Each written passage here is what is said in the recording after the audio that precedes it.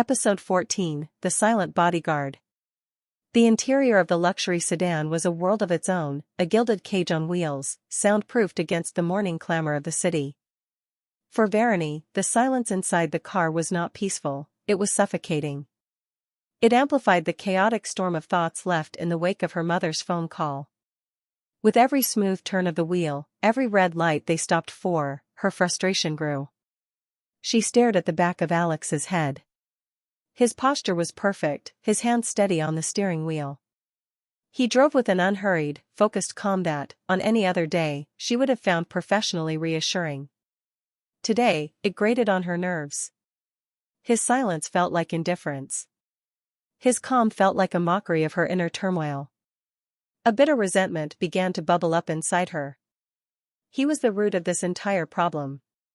Her mother's nagging, the whispers in the boardroom, the pitying looks at social events, it all traced back to him. This man with no past, no ambition, who seemed perfectly content to live in her shadow, to be her driver, her shield, and the silent, ever-present symbol of her biggest mistake. She wanted to scream. She wanted to break the suffocating quiet and demand answers. Do you enjoy this? Living this life? Does it not bother you that my family despises you, that my colleagues mock you behind my back? The words were a physical pressure in her throat, desperate for release.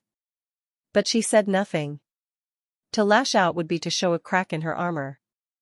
It would be an admission of weakness, a surrender to the emotional chaos she fought so hard to control. Varuni had built her empire on logic and unflappable composure. She would not allow her personal frustrations to compromise her professional persona, especially not in front of him. The car slowed, pulling smoothly into the private underground entrance of the Varuni Corp Tower. The journey was over. Alex put the car in park and the engine went silent.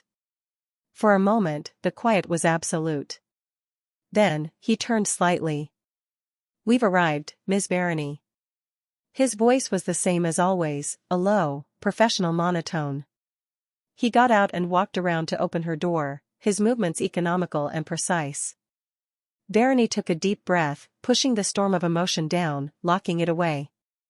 She stepped out of the car, the cool air of the garage a welcome shock. The mask was back in place. She was Ms. Varuni, the CEO, and the silent bodyguard was just part of the scenery.